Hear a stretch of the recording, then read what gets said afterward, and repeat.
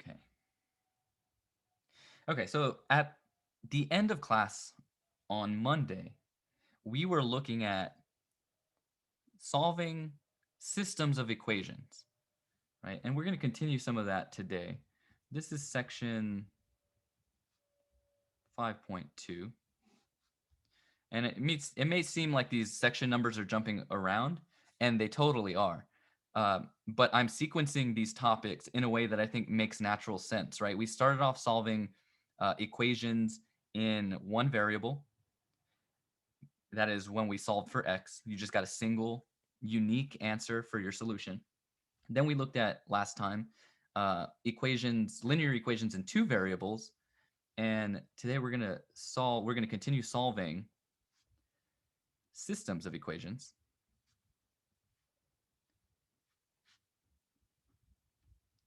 Particularly systems of linear equations.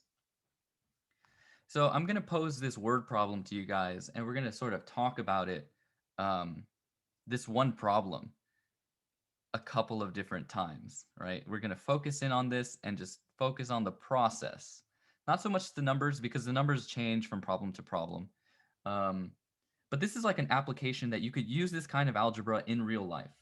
So think of this problem, application. Imagine, and give me a little bit of time to write this. I'll do the same for you guys. Imagine that you were thinking about getting a gym membership.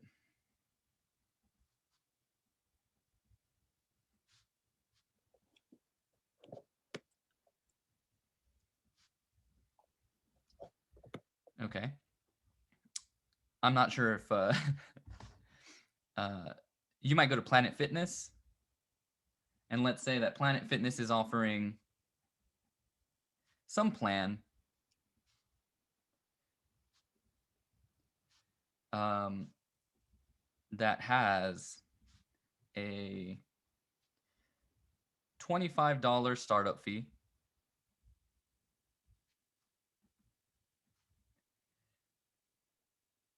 plus $20 per month.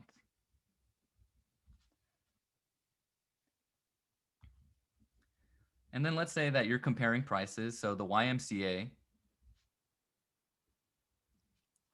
has a fitness plan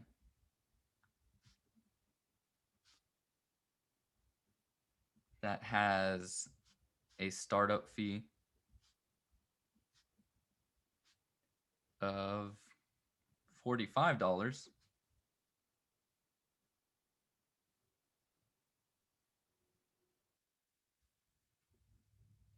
plus $16 per month.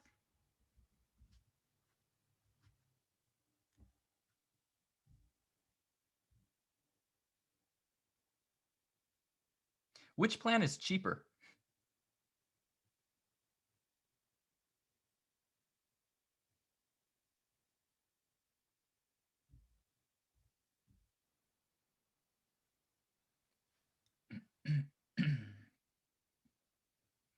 So think about that for a moment once you're done writing it down. Which plan is cheaper?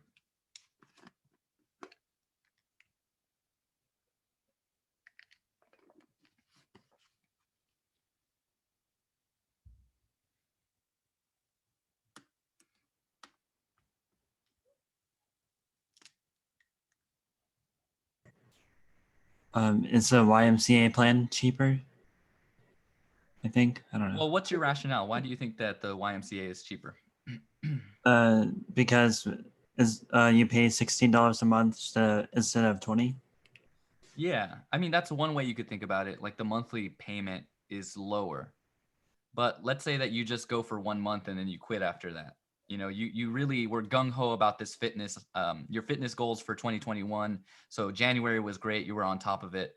But then February you sort of fell off, and you were just there for a month.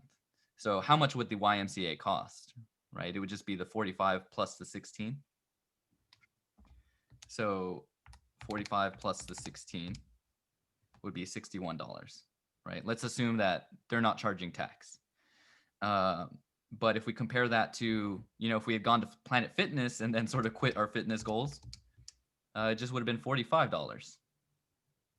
So for just 1 month, Planet Fitness plan is looking cheaper. But as you go on to more and more months, at some point, you would think that their prices would intersect, right? They would become the same at some point. And so, really, this question that I ask, which plan is cheaper? The answer is really it depends. It depends on how many months you plan on staying with either Planet Fitness or the YMCA, right? So what you could think about, and this actual problem happens in life in different forms, right? So it may just be that you're shopping around for fitness plans, or it could be that you're shopping around for different phone plans, right? Where you have some different startup fee and some different monthly payment for a very similar service. Well, you could set this up as a system of equation and use algebra to figure out at what point in the plan, how many months out will it be before those prices intersect or are the same price, and then in the long run, which one is more expensive. Okay, so what we could do is, let's say Planet Fitness, we can formulate this. You take this word problem and then rewrite it as a an equation, a linear equation, right? So the Planet Fitness plan says we have $25 as a startup fee, but it's $20 per month. So let's say let X equals the number of months that you're on the plan. Okay.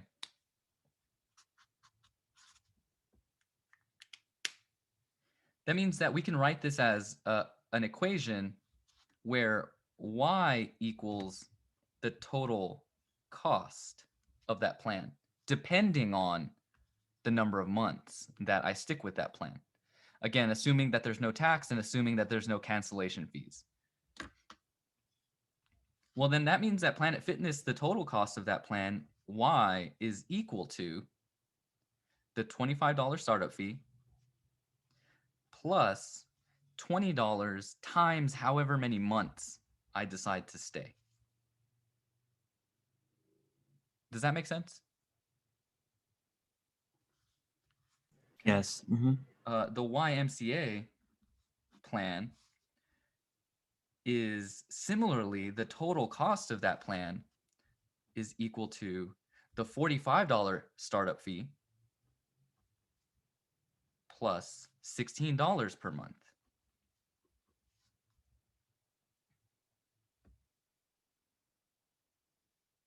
So you can see here we have a system of equations.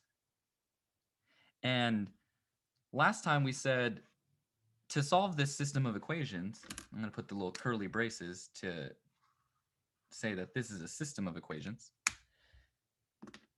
that in order to solve where these two graphs, right, because there's a graph associated with them, to figure out where these graphs intersect, that would tell us where the prices intersect or the total cost intersects. So what we could do is solve this using the method of substitution. So let me go ahead and rewrite this over here. We said that we have an equation where we have a $25 startup fee plus $20 a month. We have an equation where we have a $45 startup fee plus $16 a month. And we want to solve this system by using the method of substitution. Does anybody remember how you start this method off?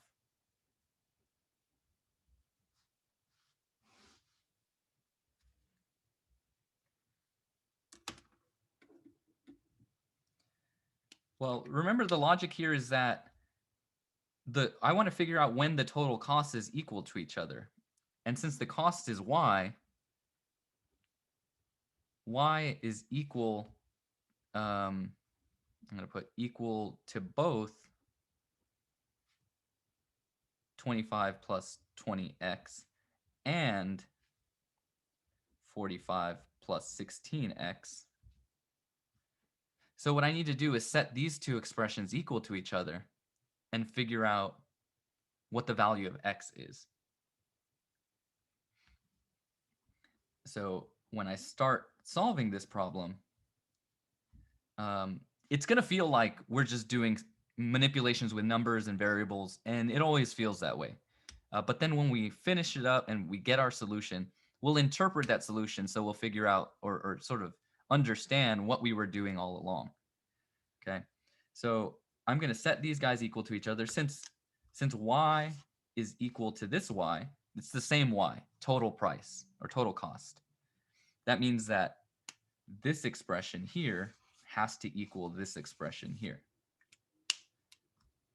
So I'm going to say, okay, 25 plus 20x is equal to 45 plus 16x.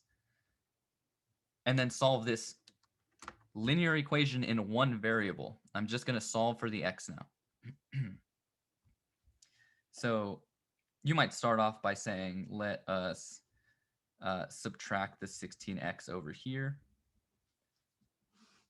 so that these cancel out. This will give us 4x, and I'll bring my 25 down, and that's equal to 45.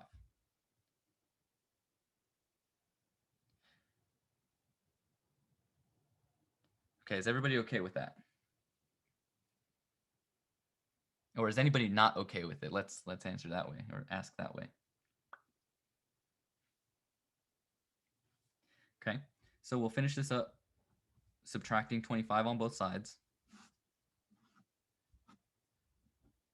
4x is now equal to whatever this is. Take away a 5, you get 40 minus 20, which will be 20. And then finally, we'll use that multiplication principle to divide by 4 on both sides. So we have x is equal to 20 divided by 4 is 5.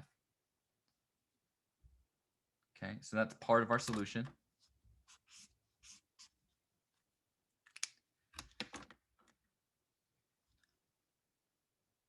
Okay, well, we need to find the value of y at that x value, right? So we can just insert this value for x into either one of these equations. Either way, you'll get the same value. So let me just take the first equation.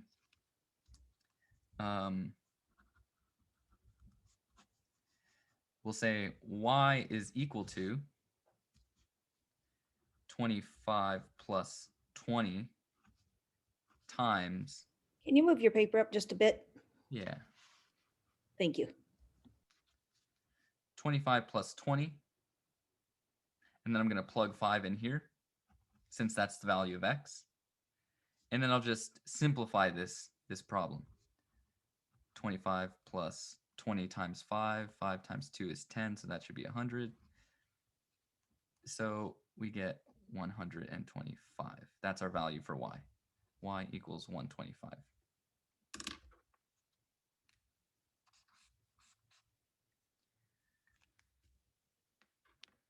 Okay. So does anybody want to venture a guess at what these values mean in terms of the original problem? The original problem of us comparing the two gym membership plans. What could this x possibly mean? And what does the y mean here? I believe it's the months that you're going to go to the gym, and it's gonna go the y is gonna be the total cost for the 5 months that you are going Yeah, to the gym. perfect. That's exactly right. X, we said at the beginning of the problem, represents the number of months, and y equals the total cost. And what we just did in solving this system of equations was we determined that at 5 months, both plans cost $125. Okay. Now, if you don't believe me, we can take this 5 months and plug it into the second equation. Okay, so let's do that. So this is just checking. X equals 5. And we'll plug it into the second equation. Y is equal to 45 plus 16 times X. So we can take this value here, plug it in right there. We get 45 plus 16 times 5. I have no idea. It's 80? I think it's 80. Because I'm doing 5 times 10, which would be 50, and then 5 times 6, which would be 30. So that should be 80. I'll double check in the calculator. Because it never hurts to double check. Yeah, 80. And then we'll just add to that 45, and we get $125. Yeah. So the solution to the system would be written like this, where we have parentheses, the X is 5, and the Y is 125. But the interpretation is that both plans cost $125 at the 5-month mark.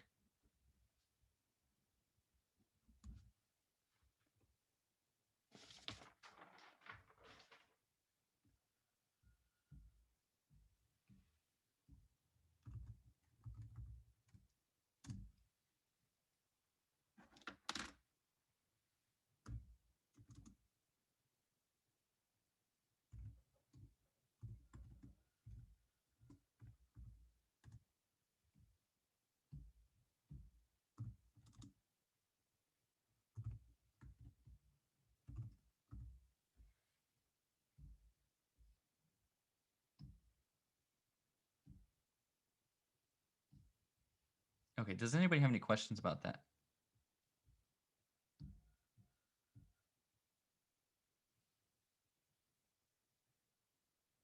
Okay, cool. Well, let me see if this doesn't completely screw everything up. I'm going to share my screen with you guys so that you can see what it looks like when you graph these guys. Now, you could graph them by hand, but whenever you have a graphing calculator or a graphing utility, it just makes the exercise a lot easier. Can you guys see Desmos right now? My cursor moving around? Yes. Okay, so I'm going to show this line here. I'm going to make it thicker, though, so that is, I need to make this line thick with 2 C's. Let's go with 5. This one. I'll make the other line show. And let me make this one also thick with 2 C's. I'm gonna make that a 5. I just pick random numbers there. And you see that the lines look like they're parallel, sort of. But as we zoom out, or maybe we want to change the scale a little bit. So you could always go to this graph settings over here and change the x-axis scale. So the x values were in terms of months. So since those aren't too big of numbers, I'm going to change this to a -10 and a +10 over here. And these can be going by, the step is like what you're counting by, 2. The y-axis is in terms of price, and we're only concerned about positive prices because we tend not to pay negative prices and things. So I'm going to start this y value at 0, and our price went up to 125. So let's just go a little bit higher than that. Let's call this 150, and maybe our step size here can be like 25s. Actually, we could probably change our x values to 0 because our months are never negative either. So you guys can see where these two graphs intersect, right? So maybe I'll make a note here. So Desmos x-axis settings. So x should be between 0 and let's just call it 10. And then the y-axis 0 and we said 150 was good enough. But we're just trying to look at what that intersection point is. And it looks like, yeah, at 5 months, the graphs intersect at 125. Now I feel like I'm feeding a fed horse a little bit, but isn't that kind of cool that these graphs intersect at where the algebra told us that they would intersect? And you can see that if this red graph is the 25 plus $20 a month, that was the Planet Fitness plan. So the red graph shows that Planet Fitness has a lower price because the red graph is below the blue one up until the 5 months mark. But then after that, the price is higher, right? So if you're trying to save money and you're only going to be on that plan for 5 months or less, then you might want to go with Planet Fitness. But if you're going to be on that plan for over 5 months, then the cheaper plan is going to be the YMCA plan. Does that make sense? Or does anybody have any questions about that? All good. Yeah. And again, this is something that, because I'm a nerd and I tend to have my backpack and my calculator on me at all times, this scenario happened to me several years ago when I went into Planet Fitness and they gave me 2 different plans. And I wasn't sure which plan was going to be cheaper in the long term. So I pulled my calculator out and I graphed both of the plans and was able to determine, which plan I wanted to go with based on how long I thought I was going to be at the gym. But like I said, this kind of situation happens commonly in life. You could be looking for phones, you could be looking for a cable and TV service, right? So this algebra can be useful if you know how to use it, right? It can be helpful in your daily life for saving some money. All right. But for the most part, we're going to be working on these kinds of problems, and it's going to feel detached from reality. It's going to seem like it doesn't have a usefulness in our everyday life, and that's perfectly fine. Things in life that are enjoyable, like art, music, culture, you might not have like a dollar, you might not be able to always put like a dollar value on like the benefit that it gives to you. Like nature, for instance. It's hard to value the importance of nature, but it has value, right? So it doesn't have to have an immediate application in order for it to be useful or something that you can appreciate. All right, that's my soapbox. Let's look at another problem. Actually, let's look at the exact same problem. So I'm going to set up the system of equations again. So what did our system look like? Because we're going to now learn the method of elimination to solve a system of equations. Okay. And our system of equations, we know the answer to the system, right? $5 and $125. So knowing the answer is going to help guide us to what the answer should be, right? We're going to sort of reverse engineer it and understand how this method is going to help us get to this destination, okay? So we had y is equal to $25 startup fee plus $20 a month. And y is equal to, or total cost is equal to our $45 startup fee plus our $16 a month. Okay. Now, one of the key differences between the method of substitution and the method of elimination is that what we want to do is rearrange these equations.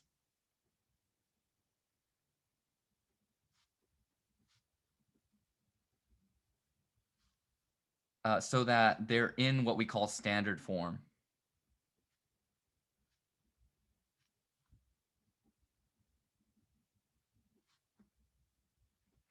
Right now I said that these equations are in slope-intercept form. Standard form looks like this. AX plus BY is equal to C. But the important thing, or the note that you might see, is that both variable terms are on the right side. And the constant term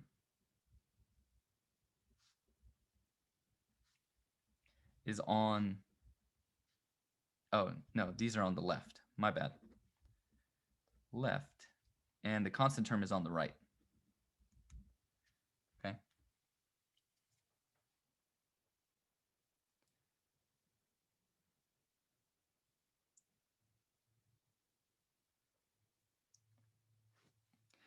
So if you're looking at this first equation, right, y equals 25 plus 20x, and I want to get this into standard form, how do I move the 20x over to the other side of the equation?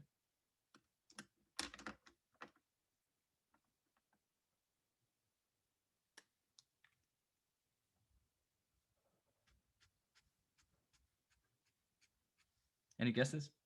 You subtract 20 to both sides? Yeah, I'm going to subtract 20x from both sides.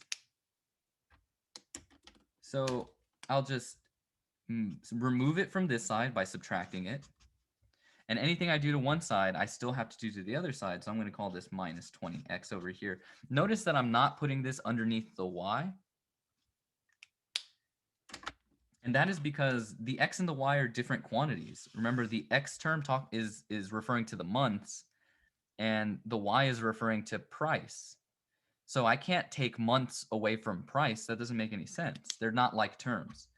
So what I'll do instead is rewrite this expression as negative 20x, and this is a positive y, so I'm going to put plus y is equal to, these guys canceled out, it's equal to 25. Okay, so now I have an expression that is in ax plus by equals c form. This is standard form.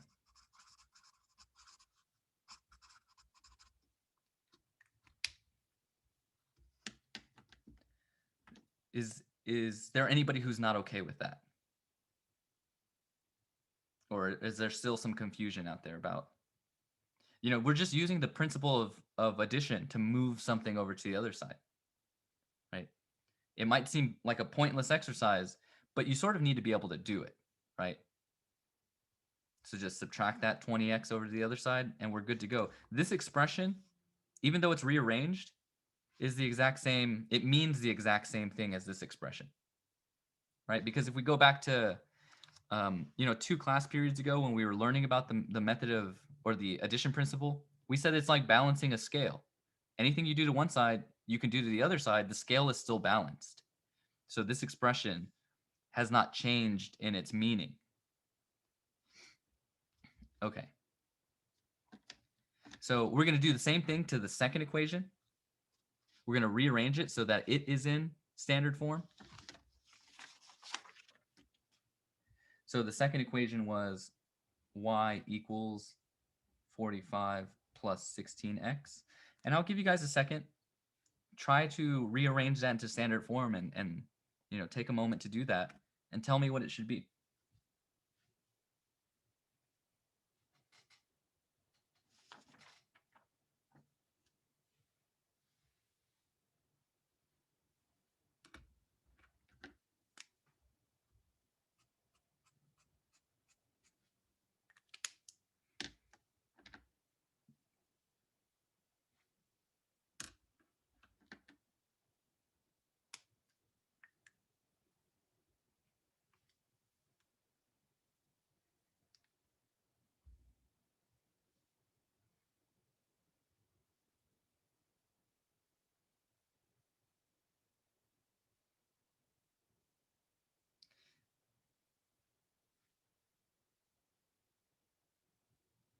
Anybody got that rearrangement? Negative 16x plus y equals 45. Yeah. Negative 16x plus y equals 45. Right? That is standard form.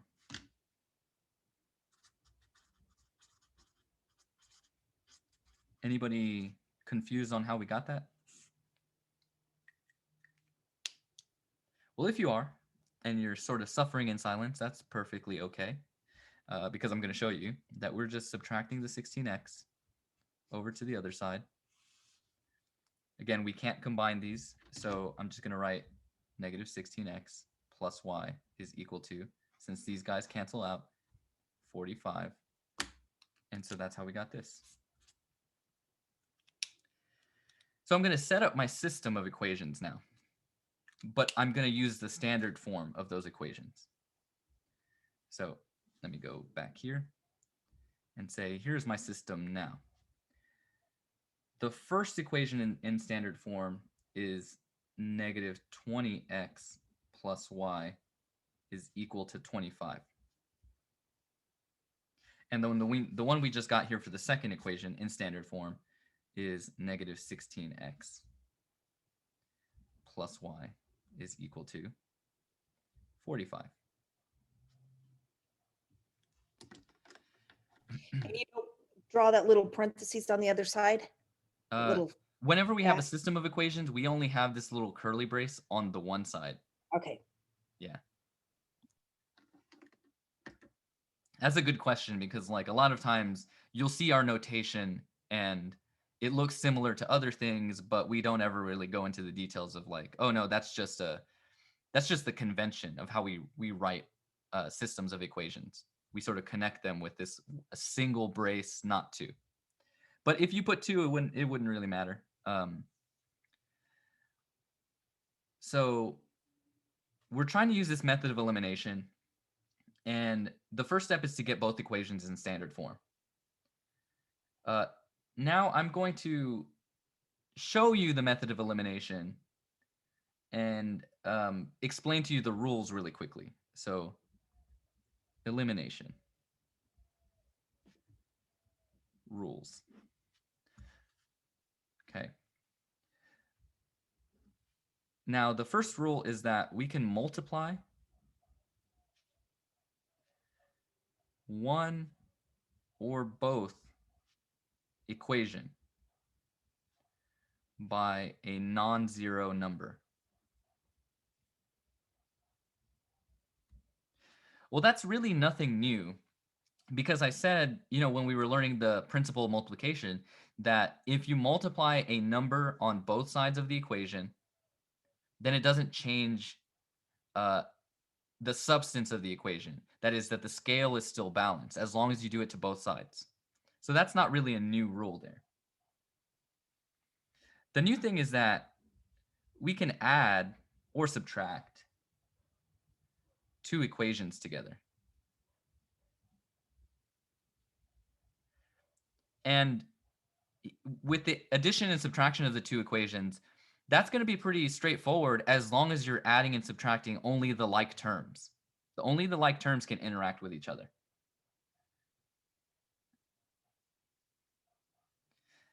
When you do that, this is sort of like steps. When you do these first two steps, one of the variables is going to be eliminated.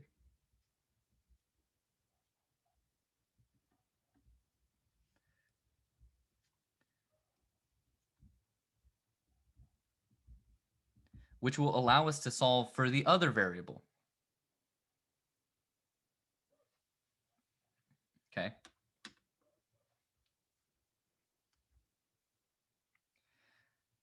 All right. So if I look at these two equations really quickly, and I look at the first two terms, these are my x terms, the next two terms are the y terms, and then on the other side of the equal sign, we have the constant terms. Now, if I just add the two equations together, I would just add the x terms, add the y terms, add the constants. But nothing would be eliminated because negative 20 plus negative 16 would be negative 36. This is 1y plus another y would give me a 2y. And then 25 plus 45 would give me 50, 70. Okay. And I'm trying to eliminate something. So the first step is going to be to multiply one of these equations by a non-zero number.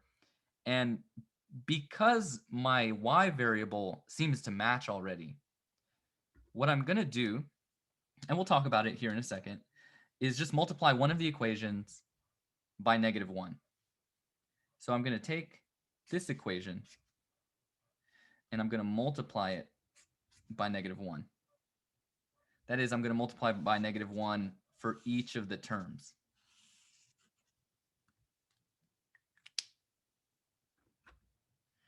So now I'm going to rewrite my system of equations. I have -20x plus y is equal to 25. We haven't done anything to that first equation. But when I multiply by -1 here, -1 and -16 will give me a positive 16x. -1 and positive y will give me a negative y. And then that should equal -1 times 45 is -45. And this is now my system of equations. Is anybody incredibly lost at this point? Or do you guys have any questions?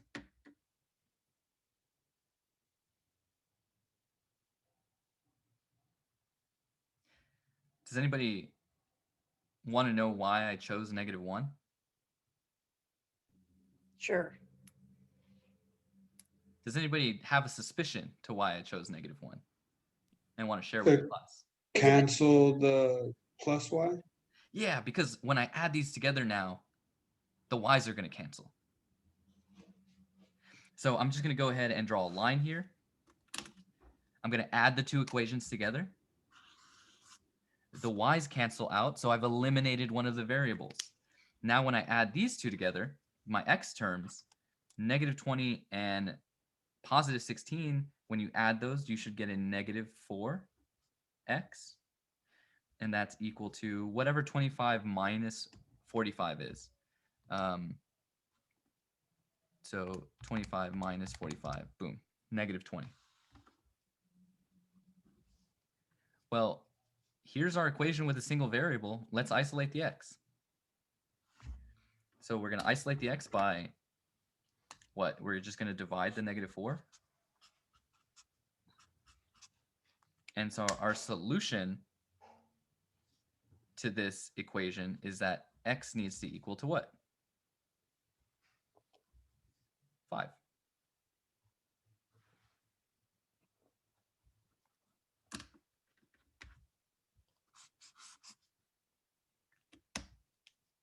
Okay.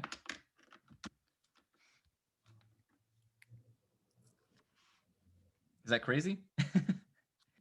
Right? We know that x should be 5. So that's kind of cool that we can just, multiply this equation by something, eliminate one of the variables by adding the two equations together, and we get the value for x that we expected. Oh, that's a pun. We expected it to be 5. Right? Okay. Well, now we can just plug this into either one of the two original equations in standard form or otherwise. And we know that if we plug this in to, let's just take the first equation. And the first equation was -20x plus y is equal to 25. And from our elimination, we said that x needs to be equal to 5. So if I plug that in right there, I should get -20 times 5 plus y is equal to 25. And so I can solve for the missing variable.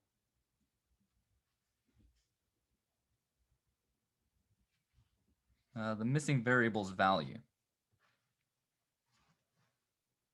I get -100 plus y is equal to 25. And then to isolate the y, boom, we'll add 100 to both sides.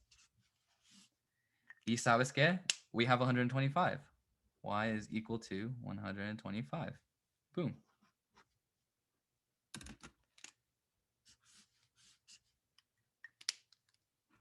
So indeed, our solution is 5, 125, like we expected.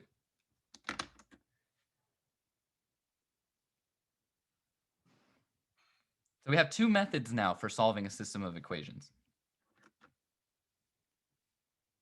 Again, the systems of equations can be represented graphically if you throw them into a graphing calculator or Desmos, the graphing calculator online.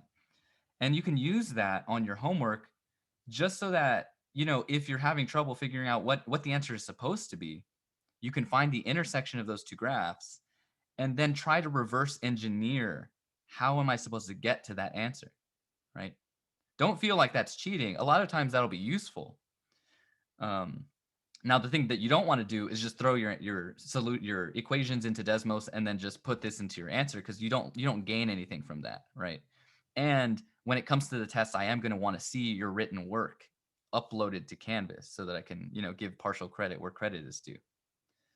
But that's really nice. So what I want to do is give you guys a moment to work on solving a problem by elimination. So solve the system by elimination.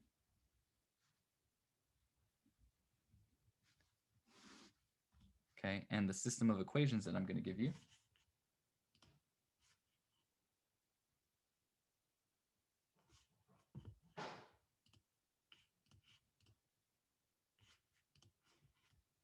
is negative 2x plus 2y is equal to negative 16. It's the first equation. And then 4x plus 4y is, minus 32 is equal to 0.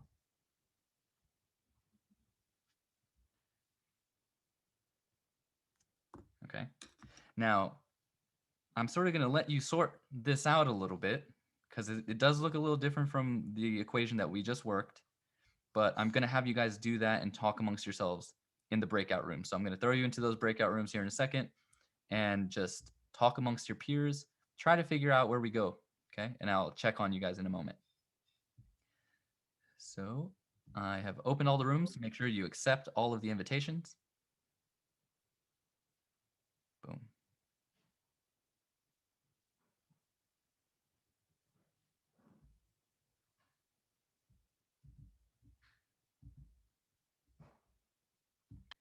All right, guys. So we're back. Welcome back to the podcast. Let's go ahead and take a look at this problem. Some of you guys were saying x equals 8. Some of you guys were saying y equals 8. Some people were saying negative 8. So I think that we as a collective are on the right track. But let's go ahead and see, by working this problem or by watching me work it, maybe it'll clear up some of the questions or challenges you may have had. So feel free to just stop me at any point and ask, you know, Mr. Aguilar, why are you doing that? Or why did you choose that number? And we'll see how it goes, okay? Once you get pretty comfortable with looking at these things, because I know that it looks like a jumble of alphabet soup with some fridge magnet numbers thrown in there. You'll observe that, like, this first equation is already in standard form.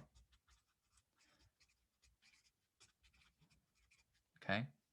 And so we don't have to do anything, no manipulation of that equation at all. It's already good to go. But we do need to manipulate this equation because this is not in standard form. Remember I said standard form has the variables on the left-hand side of the equal sign. Boom, boom. But the constant is supposed to be moved to the other side. So that's going to be really easy. Once you get comfortable with this, you will be able to say to yourself, without actually using the method of, the principle of addition, you could say add 32 to both sides. But a lot of times what I will say as a shortcut is, if I move it to the other side of the equal sign, it will change signs, right? So really, the system of equations as I need it should be negative 2x plus 2y equals negative 16. Again, did not change the first one. But the second one needs to be changed to standard form 4x plus 4y equals positive 32. Right? Again, because I'm adding 32 to both sides of the equation. Does that make sense? Well, now I said I want to, so this was step 1, right? Okay. Step 2 was to multiply some number by 1 or both of the equations. Because we're trying to match the variable term. But we want to match them in a specific way. So I think of it as match a variable term, but with opposite sign, so that when we add them, one of them is eliminated. So looking at these two equations, if I wanted, you could eliminate x or you could eliminate y. It doesn't really matter. Let's say that I wanted to eliminate x. Okay. Right now, they're not the same number. One of them's a negative 2 and one of them's a 4. So what could I multiply the first equation by if I wanted to match these numbers in front of the x's? I want them to match, but with opposite sign. Negative Well, 2. Yeah, I want to take this negative 2 and multiply it by something, right? And what I want to multiply it by is not negative 2, but positive 2. Because they already have opposite signs. Okay. So when I take this number, this positive 2, and I multiply it across the equation, my system of equation then becomes negative 4x plus 4y is equal to negative 32. Does that make sense? And then my second equation is 4x plus 4y is equal to 32. Well, now these guys match with opposite sign, so I can go ahead and use step 3 and just add the equations together to eliminate one of my variables. So since these guys are opposite sign, if I have negative 4 apples and then I get 4 more apples, well, I have nothing there. So we can say those cancel in some sense. 4 and 4 will mean that I have 8 oranges, and that is equal to 0 here.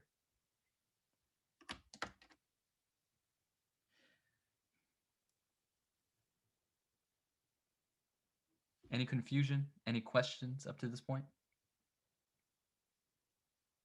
And why did you use negative 2 again?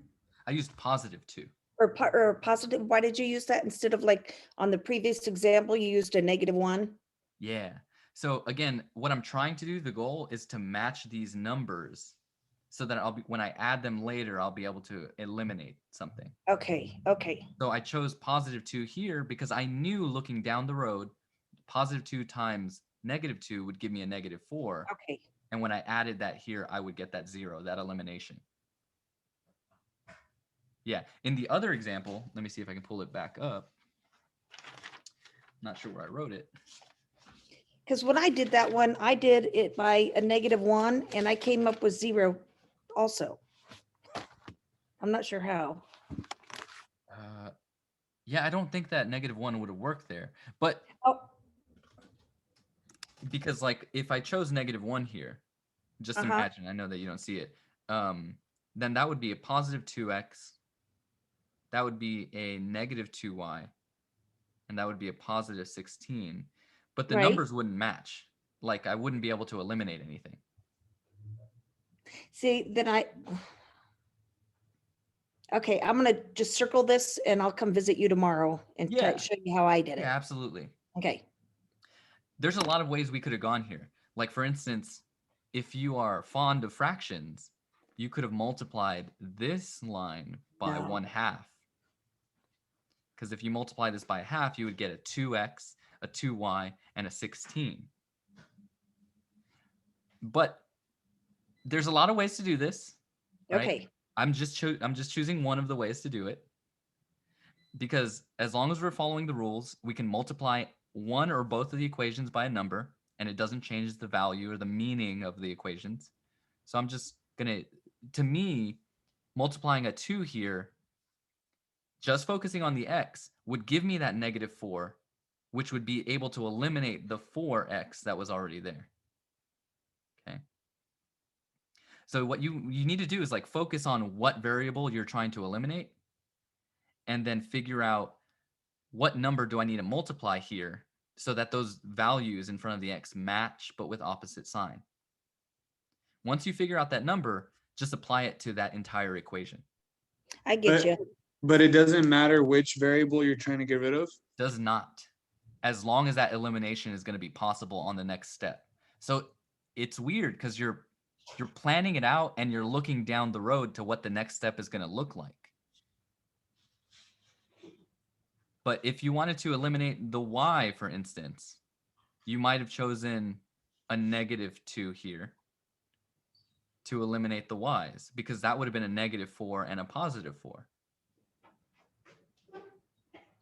But I chose to focus on the x's, okay? Either way, you'll get the same answer, okay? So if you didn't choose this path, that's perfectly fine, okay? Just follow me here. Okay, Right. We chose the +2 because I was focusing on the x's. Got that -4 here so that these guys would eliminate, and now I have an equation with only one variable. I'm going to finish this up by dividing by 8 on both sides. And you'll notice that, we solved for y first here. Now I have y is equal to 0, because 0 divided by 8 is 0. Now, if you guys chose the other path, did you also get y is equal to 0, but on the next step? You should have. Okay. Well, now that I know that y is equal to 0, I can go back to one of my original equations here and just plug in that 0. So what I could say is, I really don't want to squeeze it in here. Let me go ahead and flip to the next page. I'm going to take the first equation, which is -2x plus 2y equals -16. Yeah. And from the last step,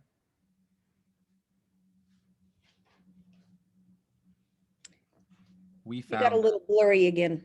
oh, my bad. That happens from time to time. There you go. There.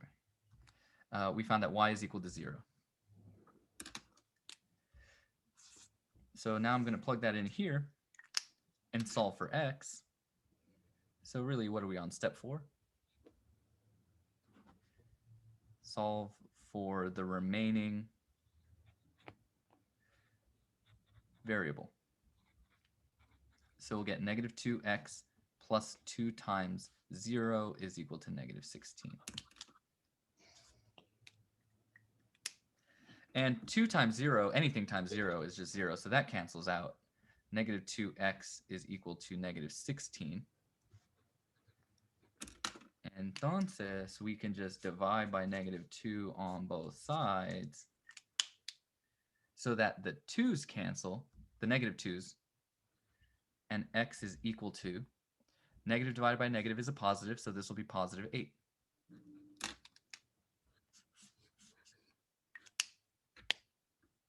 So the solution to our system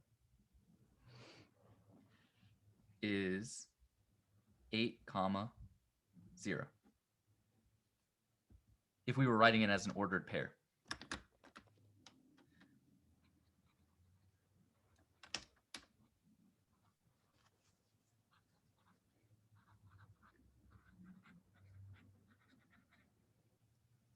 See, I got those exact numbers, except I got X for 0 and Y for 8.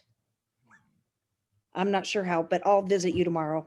Yeah. So if you went the other route, you would have solved for the X first, which would have been 8.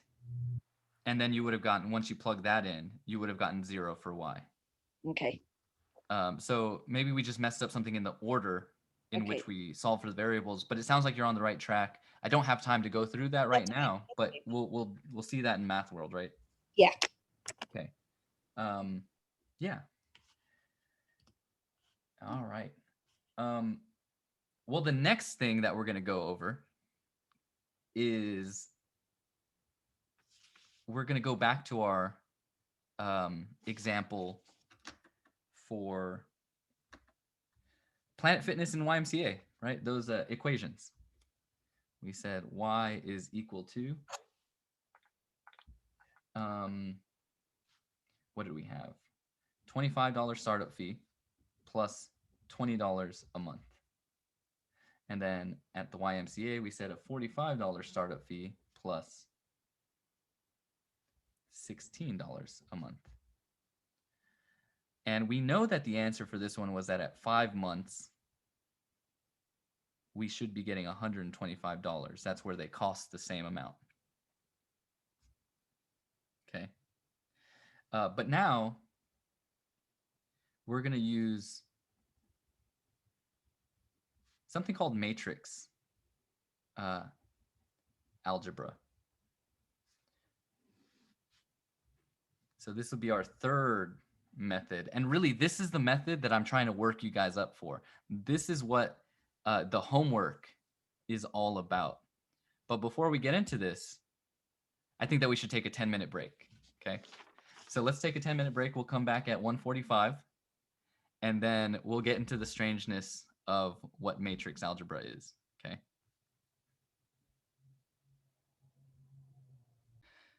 Let's pick back up where we left off, and let's look at our Planet Fitness versus the YMCA system of equations, right? These two fitness plans. So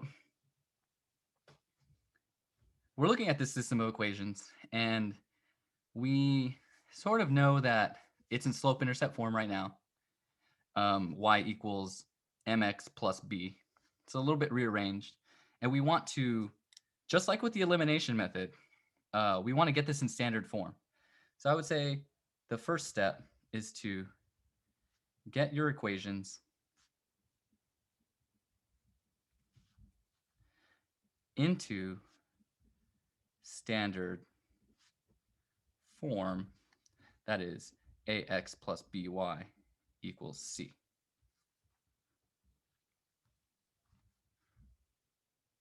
So I'm not going to show how to do this. I'm not going to show the steps of doing that because I'm going to assume at this point that you guys can move one of the variable terms over, but we should be getting negative 20x plus y. And we had this from the last problem when we did the elimination method on this one. So that should be that. Negative 16x plus y is equal to 45. Okay.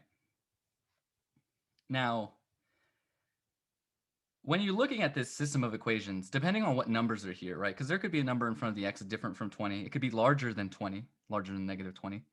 And there could be a value in front of the variable here, the variable y.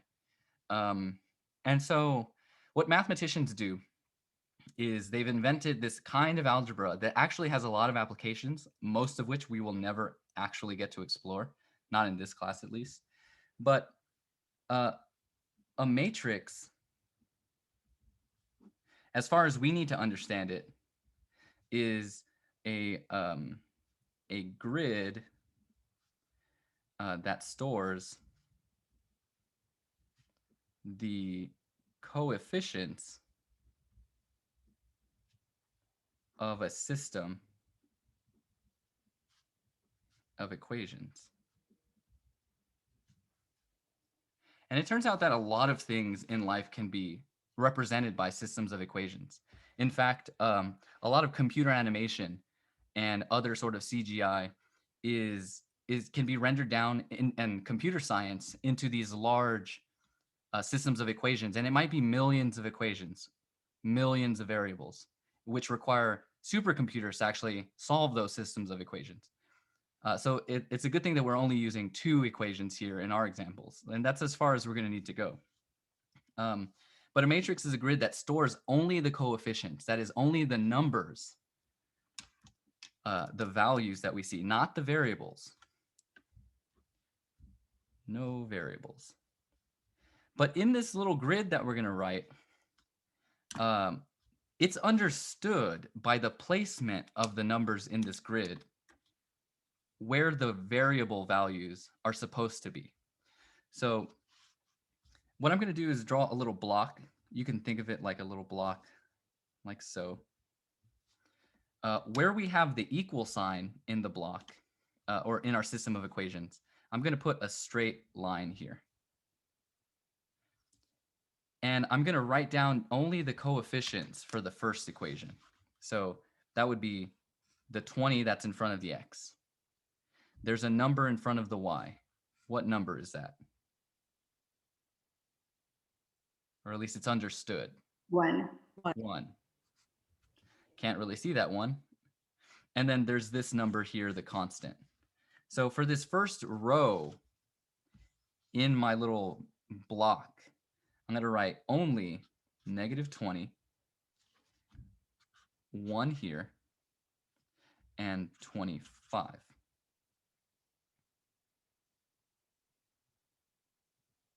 Okay.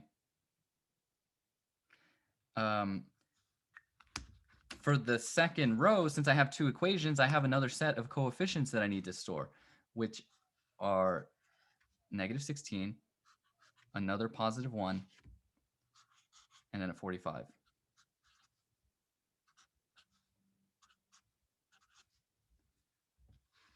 Okay.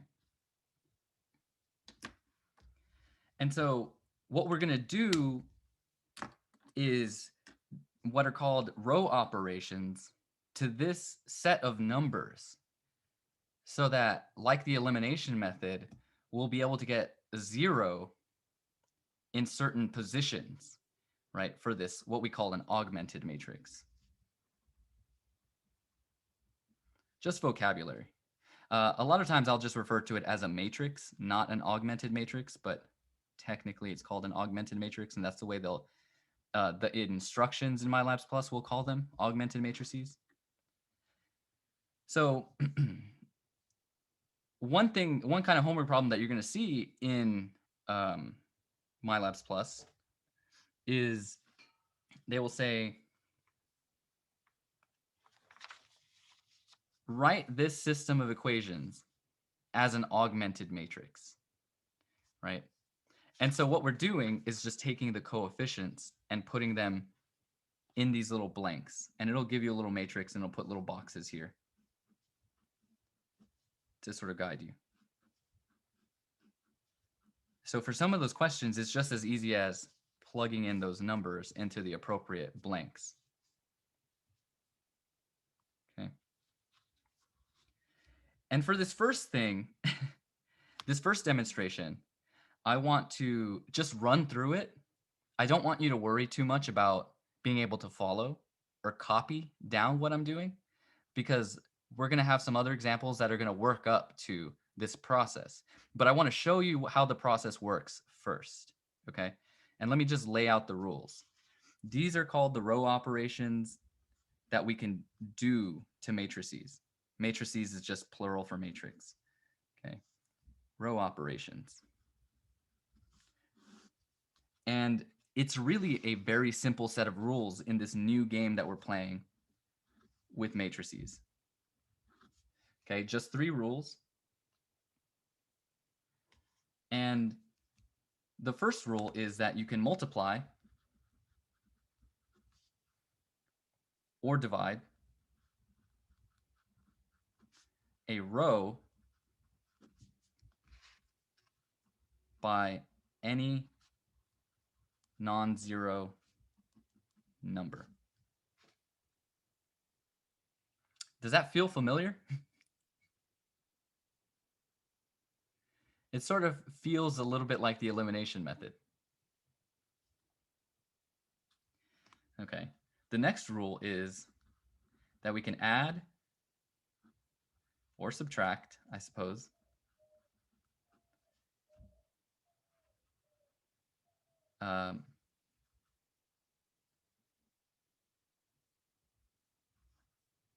add rows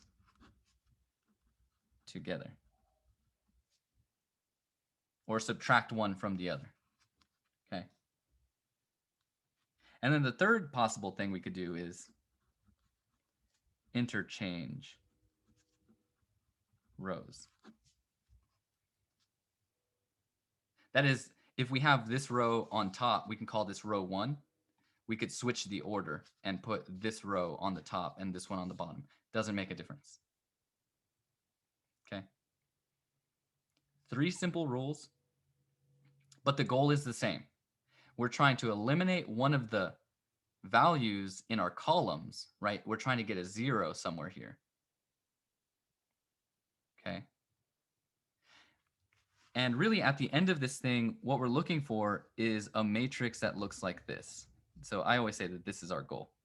We want a matrix that has a 1, a 0, and then a value here for x, and then a 0, a 1, and then a value here for y. So that's going to be our goal. And again, for this first example, I'm just going to run through it, and you'll see, you'll just observe that at the end, I will end up with a matrix that looks like this, but we'll have numbers here for the x and the y. And that will be our solution, okay? So again, don't focus too much on the rigmarole that's about to unfold before you, because I'm going to sort of give you the little baby steps that will allow you to be able to do it yourself, okay? So let's jump into this thing without further ado. Okay. So I said that we have this matrix, and the matrix was 20, negative 20, 1, and 25. Negative 20, 1, and 25. Then it was negative 16, 1, and 45. Okay. The first step that I'm going to do is I'll sort of narrate as I'm doing it. The first step is going to be to try to get a 0 right here. I don't know if this makes sense. So I'm going to have a number here, a number here, a number here, a number here, and a number here. But I'm trying to get this 0 using the rules, right? So what I can do is sort of multiply one of these rows by a number, but it has to be a non-zero number, right? So I couldn't multiply this row by 0 because then everything would turn into 0. So what I'm going to do is I'm going to multiply row 2 by negative 1 as an intermediate step. Now, you might think to yourself, that's not going to give me a 0, but have some patience, right? And have some faith.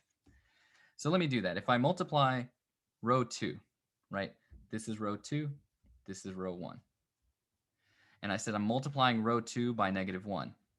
That means negative 1 times negative 16, 1, and 45. Okay, so when I do that, my new row is going to be 16, negative 1, and negative 45. Okay, because I'm distributing this and multiplying. So this is my new row 2. Okay, so I'm going to make that replacement. I'm going to draw a little arrow down and make this replacement. Row 1 is going to stay the same for now. Negative 20, 1, and 25. 16, negative 1, negative 45. Right? That's my new row 2. Okay? Now you might be wondering, why would I do that? Well, now I said that I could multiply any row by a non-negative number, which I did. I just chose arbitrarily negative 1, multiplied it by row 2. Because just like the elimination method, when I add one of the equations to the other, I get to eliminate a variable. Here I'm going to, for step 2, add the rows together. Right? And something will eliminate to 0. Okay, so if I add those two rows together, negative 21 and 25, and I add those together, 16, negative 1, and negative 45, well, what should I get? Well, these two things go to 0.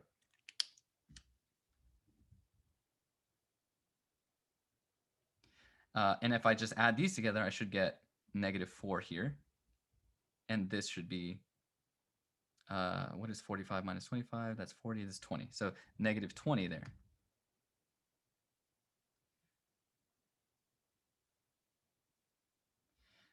And I said I wanted a 0 in this first row right here.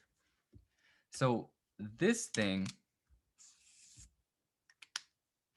is my new row 1.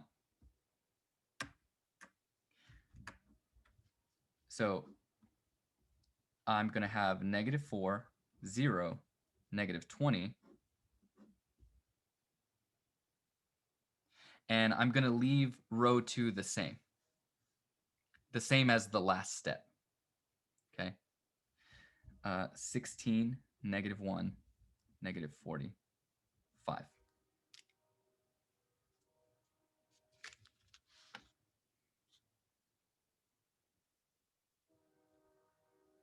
Okay. Well, that's good. I have the 0 there. That was my goal. But now it's like we eliminated the y variable here. And so what I want to do is eliminate and get a 0 for this one. Because like on this first line, the equation says, like if we went back into an equation, it would say negative 4x plus 0 y's is equal to negative 20. And sure enough, we could take that out of the matrix and then solve for x, and we would get, what we expect to get for x. But let's pick up from here and try to get a 0. Like we said, our goal should be, we got a 0 in this position. Got our 0 there. Now we need our 0 here. The diagonal of zeros. Okay. So I have my negative 4, 0, and my negative 20. I have my 16, my negative 1, and my negative 45. Okay. I'm trying to get a 0 in this position. So here's my step 3. I want to match the first columns but with opposite signs. Okay, so here's, I'm going to get some audience participation. Can I multiply this by something? This number, right? Just focusing on trying to eliminate these. What would I have to multiply this first position with in order to match here so I can eliminate it? A negative 4? Yeah, exactly. So what I'm going to do is I'm going to multiply negative 4 times my first row. And that will be my new row 1. Okay, so negative 4 times negative 4, 0, and negative 20. And then when I do that multiplication, I should be getting negative 16, 0, and positive 80. And like I said, that's my new row 1. So I'm going to make that replacement.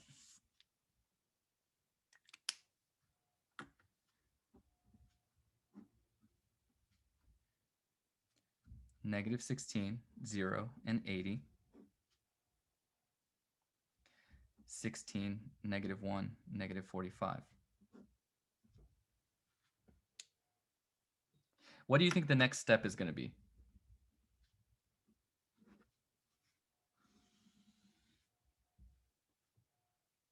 If we want to get a 0 here.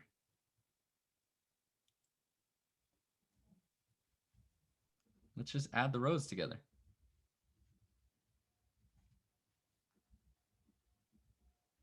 And that'll be our new row 2. Okay, so we have negative 16, 0, and 80 plus 16, negative 1, and negative 45.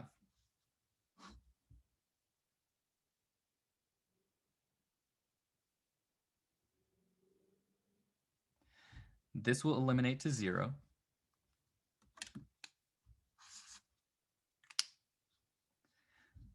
When we add these together, we get negative 1. And then we can add these together. And, you know, I don't want to do that in my head because at this point in the lecture, I'm starting to get a little woozy. We'll just say that that's 35, right? And this is our new row 2. So I'm going to go ahead and replace this. This is the new row 2.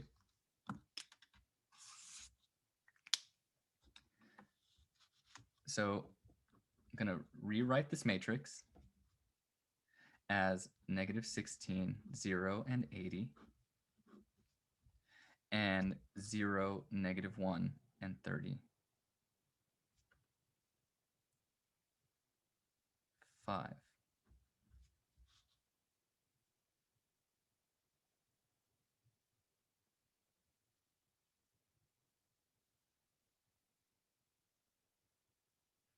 I have made a mistake somewhere.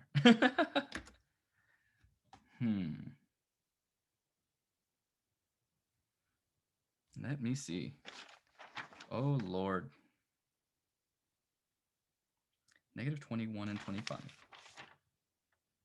Negative 16, 1, and 45. All right. Excuse me for this brief intermission.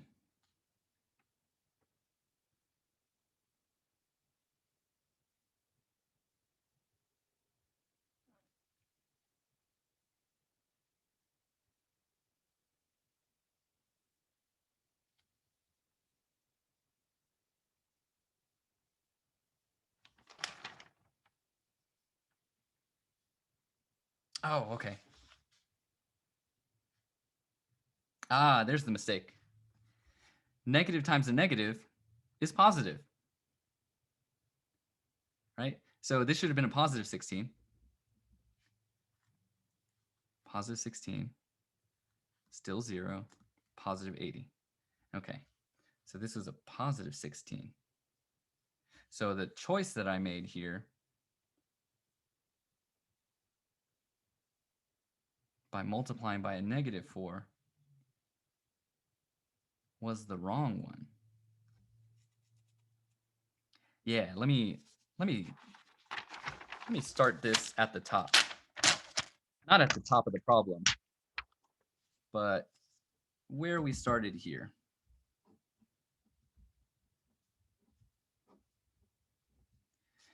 And I am fully aware and deeply ashamed that I've made a mistake in the middle of this process because I know that one little mistake throws a wrench in the whole process for you guys as far as learning is concerned. But the steps are still the same. I just made that arithmetic error, so it led me down the wrong path. You will find that this happens for you guys as well. We still wanted to match the first column's values with opposite signs. Okay, so here, because they're already opposite signs, I only had to multiply this one by 4. Okay, so I'm just going to take 4 times row 1, and that's going to be equal to my new row 1. And let's see if that leads us in the right direction, right? So 4 times -4, 0, and -20. That will yield the -16 that we wanted, the 0, and then the -80 there. Okay. Are you guys with me here, even though I sort of threw a wrench in the problem? Okay. Okay. So this is the new row 1. So let's go ahead and replace row 1 there. -16, 0, and -80. And leave this as 16, -1, and -45. Yeah, this is all coming up Milhouse now. So if we're looking at this matrix and we want to get a 0 here, again, step 4 is going to be add the rows. And that's going to be the new row 2. So when we do that, -16, 0, and -80, then we're going to add 16, -1, and -45. Boom, that is what I wanted to see, because these are going to cancel out to 0. This will be -1, and this will be a -125.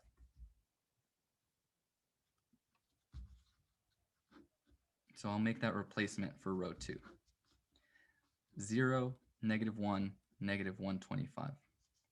Row 1 is going to stay the same, -16, 0, and -80. Let me give you guys some time to write that down.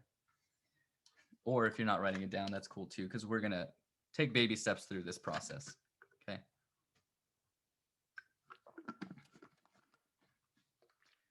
So here we have 0 and 0, the diagonal of zeros that we want. So once you have that, the next 2 steps are the last. So I'm going to take this matrix and do the final operation to it, or the final set of operations. So we have -16, 0, and what was it? 80, -80. We had 0, -1, and -125.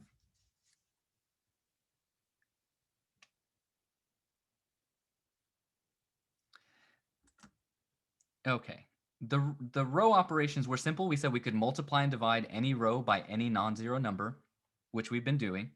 And we can add rows together to eliminate something, which we did. And so if I wanted to change this guy into a 1, right? Remember our goal, a lot of times I'll tell students, our goal is to get Swiss cheese, #goals. And Swiss cheese is a 1, a 0, and then our x there, a 0, a 1, and then whatever the value is for y there. So we want Swiss cheese, and we're almost there. Just focusing on the first row, if I wanted to get a 1 right here by multiplying or dividing something, what could I multiply or divide this number by to change it into a 1? By its reciprocal. Yeah, you can multiply it by its reciprocal. But typically students feel more comfortable saying just divide it by itself. So I'm going to take this whole row, and if I needed a 1 in this first position, I'm going to divide that by -16. And the same logic is going to apply to the second row. If I want to get a 1 in this position, it's currently a -1, then I need to take this row and divide it, this value here, by itself. So I'll divide it by a -1.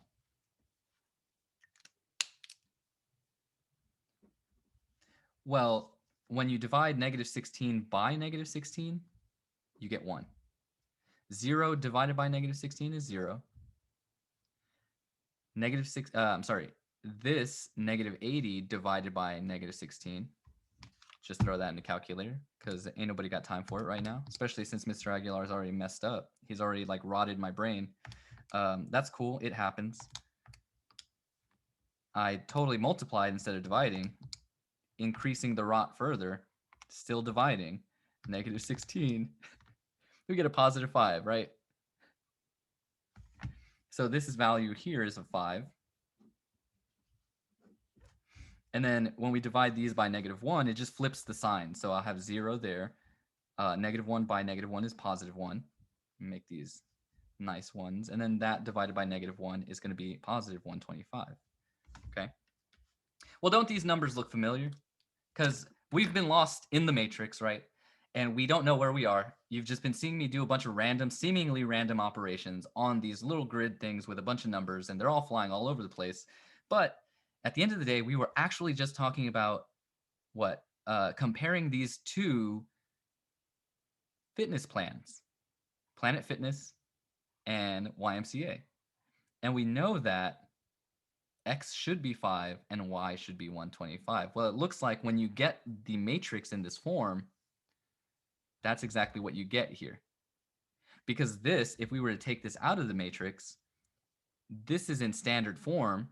This row represents an equation, the equation being 1x plus 0 y's, and that's equal to 5. And this one represents 0 x's plus 1 y equals 125. Well, this is sort of a silly way to express this statement. Why don't we just say we have x is equal to 5? And why don't we just use this expression and say y is equal to 125, which is what we understood the solution of this problem to be in the first place.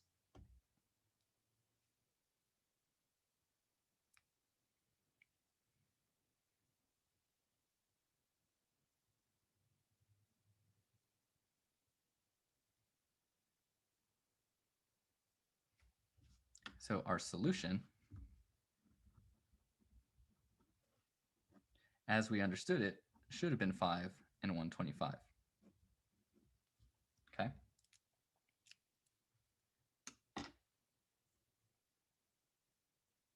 Really strange, right? It seems like we went through a whole mess of stuff just to get that solution. And you're absolutely right. For a system of equations that only has 2 linear equations, it's much faster to either use the substitution method or to use the elimination method than to throw that into a matrix and then use row operations or matrix operations to solve that same problem. But we've seen that you can solve this using all 3 methods, right? And so what I've done is I've shown you the symphony of all of these little things in this matrix algebra example. There are, in this section 5.2, the kinds of problems that you're going to see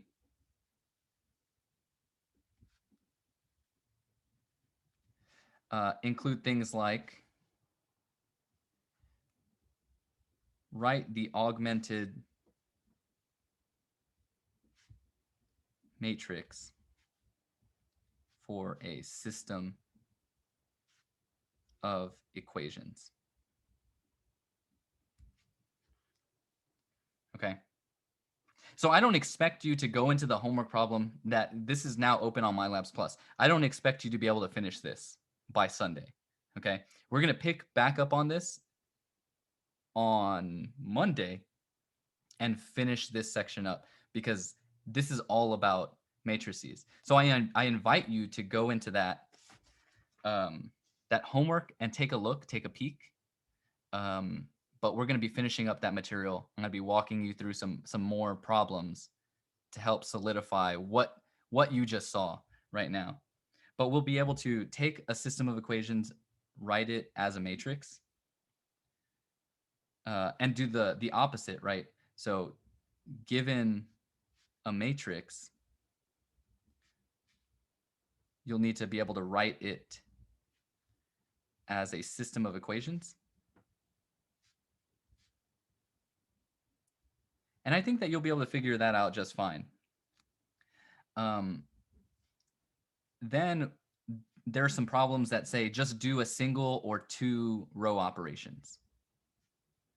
And we'll run through some tiny little examples of that next time. And then finally, solve using this process. In fancy terminology is called the Gauss-Jordan elimination method.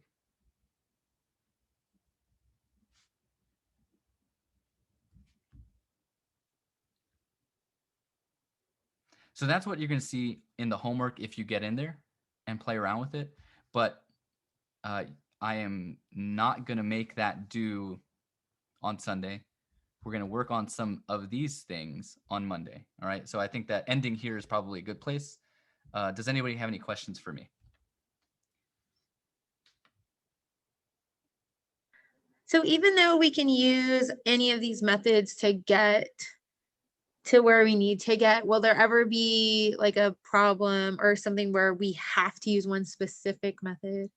Yes. This section is only about matrix operations.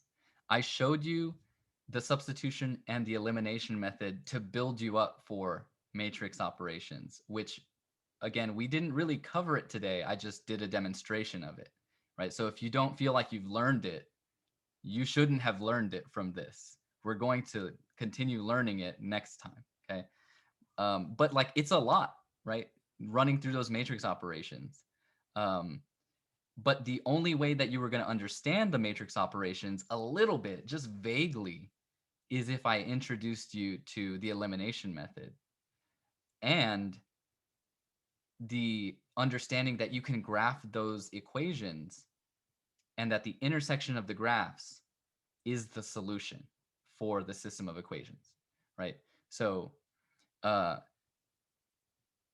yeah, you need to, I guess in the most like mundane way that I could put this, you need to be able to do the matrix operations because it's required by the state that we cover it, and it's going to be on the final exam. Okay. Yeah, I guess that's probably what you need to hear, right? It's going to be on the final. I need you guys to get it down.